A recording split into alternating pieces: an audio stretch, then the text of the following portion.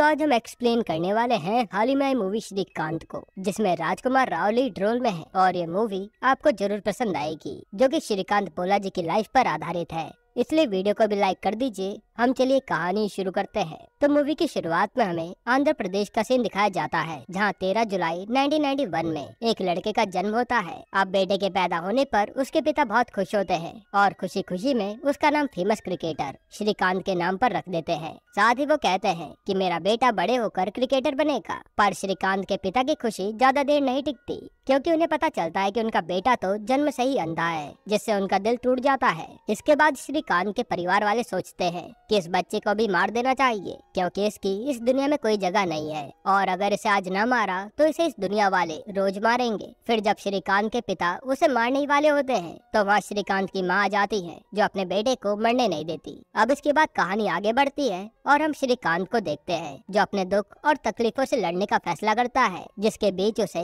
कई बार बुली भी किया जाता है। कुछ लड़के उसे भिखारी कहते तो कुछ उसे मारते, लेकिन श्रीकांत ने ठान लिया था कि वो कभी भी अपनी परेशानियों से भागेगा नहीं, बल्कि उनका सामना करेगा और उनसे लड़ेगा। अब दृष्टिहीन होने के बावजूद श्रीकांत अपनी क्लास का टॉपर था, जिसका दिमाग बहुत तेज चलता था और वो बहुत सारी चीजें बाकी बच्चों के मुकाबले बहुत ही जल्दी सीख जाता था। लेकिन यह गांव में इतनी ज्यादा फैसिलिटी नहीं थी जो श्रीकांत जैसे बच्चे का टैलेंट आगे बढ़ा पाए। इसलिए श्रीकांत के एक टीचर के कहने पर श्रीकांत के पिता उसे शहर ले आते हैं और वहाँ एक ब्लाइंड स्कूल में श्रीकांत का एडमिशन कराते हैं। अब इस स्कूल में सब कुछ ब्लाइंड बच्चों के लिए फ्री होता है, और यही पहली बार श्रीकांत मिलता है देविका मैडम से, जो कि श्रीकांत के लिए उसकी मैडम कम बल्कि उसको पालने पोसने वाली यशोदा माँ बन गई थी, जिन्होंने उसे जिंदगी के कई सारे लेसन सिखाए। और जिस भी चीज में श्रीकांत को इंटरेस्ट था, देविका मैडम ने उसे वो सब कुछ सिखाया। अब यहाँ श्रीकांत उन सारे ब्लाइंड बच्चों से सबसे आगे था, जो पढ़ाई में आगे था, चेस में आगे था, और यहाँ तक कि बड़ी बड़ी मशीन तक को भी सही कर देता था। यहाँ देविका ने भी श्रीकांत का पूरा साथ दिया था, जिससे श्रीकांत हर चीज में मास्टरी हासिल कर लेता है। अब एक दिन जब स्कूल में कोई फंक्शन होता है, तो वहाँ पर ट्रस्टी आए होते हैं। तब श्रीकांत, जो इस स्कूल का टॉपर था, उसे स्पीच देने के लिए बुलाया जाता है। लेकिन यहाँ तो श्रीकांत ट्रस्टी के सामने स्कूल का ही भांडा फोड़ देता है कि यहाँ के लोग तो हमारा ठीक से ख्याल तक नहीं रखते, और जो भी यहाँ पर पैसा आता है उसका आधा ही पैसा हम पर खर्च होता है, और बाकी का पैसा यहाँ का स्टाफ खा लेता है। साथ ही किचन में से रोज चिकन की खुशबू आती है, पर हमें तो वही सादी सब्जी खिलाई जाती है। अब श्रीकांत ने इतना बड़ा कांड कर दिया था, तो गुस्से में स्कूल वाले उसे धक्का मारकर स्कूल से निकाल देते हैं। और श्रीकांत को समझ ही नहीं आता कि ये उसके साथ क्या हो गया। उसने तो कभी सोचा ही नहीं था कि ये स्कूल वाले उसके साथ ऐसा कुछ करेंगे। साथ ही वहाँ पर देविका मैडम भी नहीं थी, इसलिए उन्हें तो पता ही नहीं था कि श्रीकांत के साथ क्या क्या हुआ है। अब श्रीकांत पूरे शहर में ऐसे भटकता भटकता जाने लगता है। तो इसी बीच कई लोग तो उसे भीख देकर जा रहे थे, पर किसी ने भी श्रीकांत की मदद नहीं की थी, क्योंकि सबको लग रहा था कि ये कोई भिखारी होगा। पर यहाँ जैसे ये बात देविका मैम को पता चलती है, तो वो श्रीकांत को ढूंढते ढूंढते उसके पास पहुंच जाती हैं, जहां श्रीकांत कहता है कि मुझे तो आगे पढ़ना है और ऐसे भिखारी नहीं बनना, जिसे सुनकर देविका मैम का दिल भर आता है। अब इतना सब कुछ होने के बाद देविका मैम श्रीकांत की केयर टेकर बन जाती हैं और उसकी पूरी रिस्पॉन्सिबिलिटी उठा लेती हैं। यहाँ तक कि वो श्रीकांत के पेरेंट्स से भी कह देती हैं कि अब चाहे उसे स्कूल पढ़ाए या न पढ़ाए, पर मैं उसे जरूर पढ़ाऊंगी। इसके बाद देविका मैम एक टेप रिकॉर्डर में श्रीकांत के लिए पढ़ाई का काफी सारा सिलेबस रिकॉर्ड कर देती हैं, ताकि श्रीकांत वो सब सुनकर याद कर सके। अब श्रीकांत भी उन सारी कैसेट को सुनकर याद कर लेता है और अपनी आगे की पढ़ाई को कंटिन्यू करता है। फिर जब एग्जाम का टाइम आता है, तो श्रीकांत की काफी अच्छी तैयारी होने के कारण वो यहाँ भी स्कूल का टॉपर बन जाता है, जिसके 96% आए थे। अब श्रीकांत अपनी आगे की पढ़ाई भी साइंस लेकर करना चाहता था, पर कॉलेज वाले उसे साइंस देने से मना कर देते हैं और आर्ट्स लेने के लिए कहते हैं, क्योंकि कॉलेज वालों को लग रहा था कि ब्लाइंड होने के कारण श्रीकांत साइंस जैसा टफ सब्जेक्ट नहीं पढ़ पाएगा। पर श्रीकांत भी जिद पर अड़ जाता है कि उसे तो साइंस ही पढ़नी है, जिसके चलते वो इंडियन एजुकेशन सिस्टम पर ही केस कर डालता है, ताकि ब्लाइंड बच्चों को भी साइंस पढ़ने दिया जाए। अब ये केस शुरू होता है, जहाँ पहली हियरिंग में श्रीकांत अपनी स्पीच से सबकी बोलती बंद कर देता है, और फिर कॉलेज के प्रिंसिपल को बुलाया जाता है, ताकि इस मामले में प्रिंसिपल की राय ली जाए। फिर अगली हियरिंग पर प्रिंसिपल आते हैं, जो कोर्ट में कहते हैं कि साइंस बहुत ही टफ सब्जेक्ट है, और श्रीकांत जैसा बच्चा इस सब्जेक्ट को कैसे पढ़ पाएगा। तो श्रीकांत कहता है कि वो तो सब कुछ पढ़ सकता है। तो इस पर प्रिंसिपल उसे 11th क्लास की बुक देते हैं कि इसे पढ़कर दिखाओ, पर वो बुक तो प्लेन थी, जिस कारण श्रीकांत उसे पढ़ नहीं सकता था। तब श्रीकांत भी ब्रेल वाली बुक निकालता है, जो कि ब्लाइंड लोगों के लिए ही बनी होती है, जिसे वो छू छू कर पढ़ते हैं। और श्रीकांत प्रिंसिपल को कहता है कि आप इसे पढ़कर दिखाइए, तो प्रिंसिपल मना कर देता है। इस पर श्रीकांत कहता है कि जैसे इस कोर्ट रूम में बैठा कोई भी इंसान ब्रेल बुक नहीं पढ़ सकता, वैसे ही हम वाली किताब नहीं पढ़ सकते। और सोच के देखिए अगर एजुकेशन सिस्टम हमने बनाया होता तो आप लोग पढ़ाई कैसे कर पाते। जो सुनकर जज को भी बात समझ आ जाती है,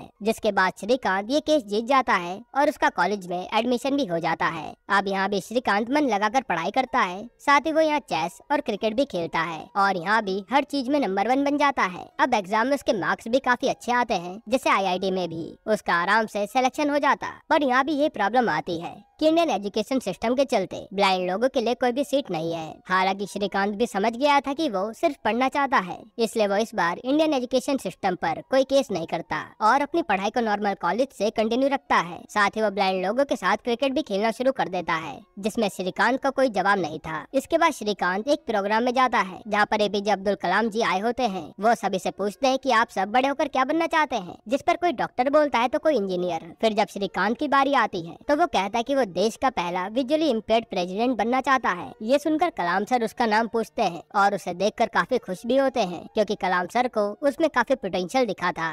अब इसके कुछ दिनों बाद ब्लाइंड क्रिकेट में श्रीकांत का नेशनल के लिए सिलेक्शन हो जाता है। साथ ही देविका मैम बताती हैं कि हम श्रीकांत की आगे की पढ़ाई के लिए उसका MIT के लिए अप्लाई कर सकते हैं। पर यह प्रॉब्लम ये थी कि MIT की पढ़ाई के लिए श्रीकांत को क्रिकेट छोड़ना होगा, जिस पर श्रीकांत का कहना था कि मेरे लिए तो पढ़ाई ही सबसे ज्यादा जरूरी है, उसके बाद सब कुछ आता है। अब समय बीतता है और श्रीकांत का अमेरिका की 4 सबसे बड़ी MIT यूनिवर्सिटी में सिलेक्शन हो गया था और यहाँ श्रीकांत उन यूनिवर्सिटी में से बोस्टन यूनिवर्सिटी को सिलेक्ट करता है। फिर जब श्रीकांत US के लिए निकलता है तो वह हैदराबाद एयरपोर्ट पर अकेला था, इसलिए उसे ब्लाइंड होने के कारण अकेले ट्रेवल करने नहीं दिया जाता और वो लोग कहते हैं कि आपके साथ कोई भी नहीं है तो आप फ्लाइट से नहीं जा पाएंगे। तब श्रीकांत ये सुनकर काफी दुखी हो जाता है, पर फिर वो यहाँ के चेयरमैन से बात करता है और प्लेन की सीटिंग अरेंजमेंट से लेकर सब कुछ बता देता है, ताकि चेयरमैन को ये भरोसा हो जाए कि वो अकेला ही ट्रेवल कर सकता है। इसके बाद श्रीकांत के जज्बे को देखकर उसे USA के लिए फ्लाइट में जाने दिया जाता है। अब यूनिवर्सिटी में एडमिशन लेने के बाद श्रीकांत पढ़ाई शुरू करता है और यहाँ उसके काफी सारे दोस्त भी बन जाते हैं। अब यहाँ इस यूनिवर्सिटी में आने के बाद भी श्रीकांत टॉपर बना रहा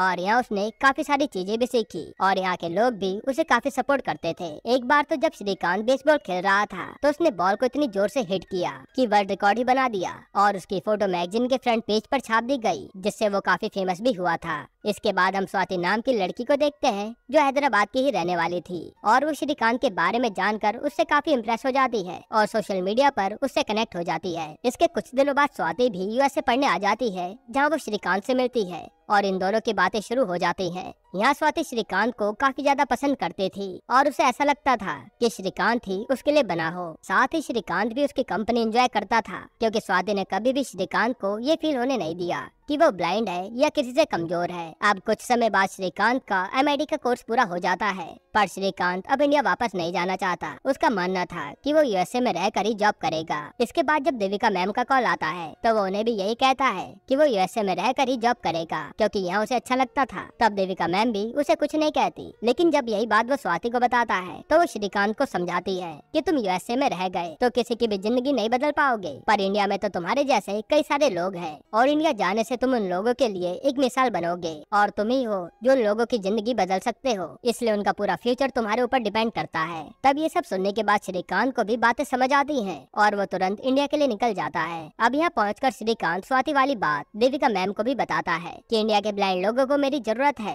इसलिए मैं यहाँ आ गया। ये जानकर देविका मैम भी काफी खुश होती है। फिर श्रीकांत कहता है कि हम ब्लाइंड लोगों के लिए क्या कर सकते हैं, जिस पर देविका मैम कहती है कि हम उन्हें कंप्यूटर सिखा सकते हैं, जिससे उन्हें कहीं भी आसानी से जॉब मिल जाएगी। तब ये लोग कुछ ही दिनों में अपना कंप्यूटर सेंटर खोल लेते हैं, जहाँ ये लोग कई सारे ब्लाइंड लोगों को कंप्यूटर सिखाते हैं। पर यह प्रॉब्लम ये आती है कि उन लोगों को कहीं भी कंप्यूटर ऑपरेटर की जॉब नहीं मिलती और अब कंप्यूटर सेंटर का फायदा न दिखने के कारण वो अपना सेंटर बंद कर देते हैं। इसके बाद एक दिन श्रीकांत देविका मैम से कहता है कि अगर इन लोगों को कोई भी जॉब नहीं दे रहा तो क्यों ना हम इन लोगों को जॉब दें। पर देविका मैम पूछती है कैसे। अब यह श्रीकांत देविका मैम को पैकेजिंग बिजनेस के बारे में बताता है, लेकिन इस काम में तो काफी सारी इन्वेस्टमेंट लगेगी और यहाँ तक कि उन्हें एक फैक्ट्री भी चाहिए होगी। तब ये सब सोचकर श्रीकांत कलाम सर से मिलने का फैसला करता है कि शायद वो हमारी इसमें मदद कर पाए। इसके बाद एक दिन अपॉइंटमेंट लेकर ये लोग कलाम सर से मिलने जाते हैं और इनका आइडिया कलाम सर को काफी पसंद आता है, क्योंकि इससे ब्लाइंड लोगों का उद्धार हो रहा था। तब कलाम सर श्रीकांत के आइडिया के लिए 25 लाख रुपए की इन्वेस्टमेंट देते हैं, जिससे श्रीकांत काफी खुश होता है। लेकिन यह प्रॉब्लम ये थी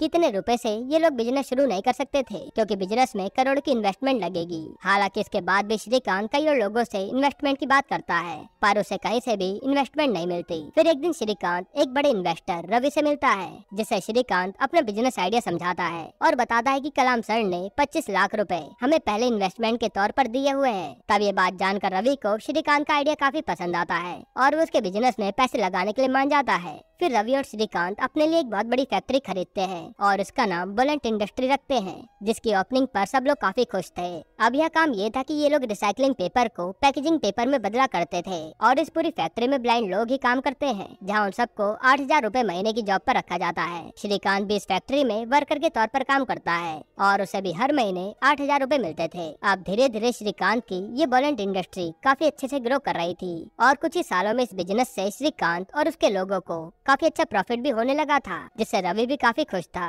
हालांकि अब जैसे जैसे बुलेंट इंडस्ट्री फेमस हो रही थी, इन सब का क्रेडिट रवि को मिलने लगा था, जो कि श्रीकांत को अच्छा नहीं लगता। उसे ऐसा लग रहा था कि आइडिया तो मेरा था, पर कोई भी मुझे प्रेज नहीं कर रहा। यहाँ श्रीकांत मन ही मन में ये भी सोच लेता है कि उसे तो अपने इस बिजनेस आइडिया के लिए अवार्ड भी मिलना चाहिए और वो किसी भी हाल में ये अवार्ड पाना चाहता था। पर रवि का कहना था कि शायद उसे ये अवार्ड न मिले, लेकिन श्रीकांत तो जिद पर अड़ा था कि वो अवार्ड लेकर ही रहेगा। इसलिए वो रवि के साथ मिलकर एक और फैक्ट्री खरीद लेता है, जो कि 6 करोड़ की थी और इन लोगों ने फैक्ट्री के मालिक को 6 महीने में उसके पैसे चुकाने की बात करी थी। पर हम देख पाते हैं कि श्रीकांत का रवैया बदलने लगा है और वो अपने आप को सबसे ऊपर समझने लगा था। इसलिए वो ना तो देविका मैम से ठीक से बात कर रहा था और ना ही रवि से। उसे ऐसा लग रहा था कि जैसे वो इन सब से काफी कुछ ज्यादा जानता हो और उसे किसी के सहारे की जरूरत नहीं है। इसलिए वो अब उस अवार्ड को पाने का सपना ही देखने लग जाता है, जिससे उसका नाम हो और वो भी बड़ा आदमी बन सके। अब नाम बनाने के चक्कर में श्रीकांत पॉलिटिक्स में भी उतर आता है, जहाँ MLA श्रीकांत को टिकट देना चाहती थी, लेकिन देविका मैम श्रीकांत को ऐसा करने से मना करती है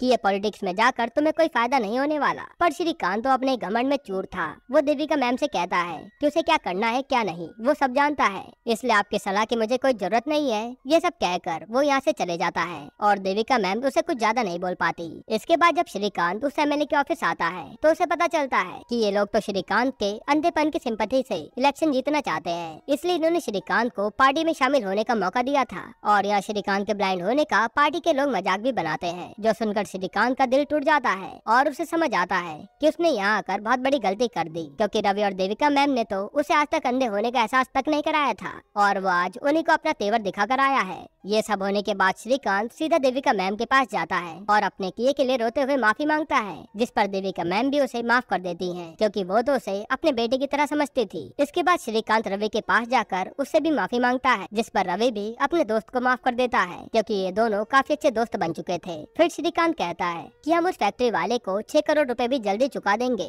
और जी तोड़ मेहनत करेंगे। जिसके बाद अब सब कुछ सही हो जाता है और श्रीकांत की मेहनत के दम पर उसे एक दिन स्पेशल कैटेगरी में बिजनेसमैन ऑफ द ईयर का अवार्ड भी मिल जाता है। तब श्रीकांत यहाँ पर अपने अंधेपन और अपनी हिम्मत पर एक बहुत ही अच्छी स्पीच देता है कि हम लोग अंधे हैं तो क्या हुआ, पर हम किसी से भी कम नहीं है, इसलिए हमें एक मौका देकर जरूर देखिए। हम वो सब कुछ कर सकते हैं जो एक नॉर्मल इंसान कर सकता है। साथ ही वो कहता है कि वो इस स्पेशल कैटेगरी के अवार्ड को एक्सेप्ट नहीं करेगा, पर अगर किसी दिन वो उसे नॉर्मल कैटेगरी से ये अवार्ड देते हैं तो वो उसे खुशी खुशी ले लेगा। अब ये सब सुनने के बाद श्रीकांत के लिए लोग तालियां बजाते हैं और लोगों के मन में श्रीकांत के लिए इज्जत काफी ज्यादा बढ़ जाती है। यहीं पर ये मूवी खत्म होती है। दोस्तों, आपको ये मूवी कैसी लगी हमें कमेंट में जरूर बताइएगा। वैसे अगर मैं आपको एक छोटा सा रिव्यू दूं तो ये मूवी हर किसी को एक बार तो जरूर देखनी चाहिए, क्योंकि ये आपको एक अलग तरह का मोटिवेशन देगी कि आप भी लाइफ में जो चाहे वो अचीव कर सकते हैं। साथ ही इसमें राजकुमार राव की परफॉर्मेंस की जितनी तारीफ की जाए उतनी कम है, क्योंकि उन्होंने श्रीकांत बोलाजी के कैरेक्टर को हुबहू पर्दे पर उतारा है। बाकी आप अपनी राय कमेंट में जरूर दीजिएगा और अगर आपको हाल ही में आई एक कमाल की वेब सीरीज देखनी है तो आप ये वीडियो देख लीजिए।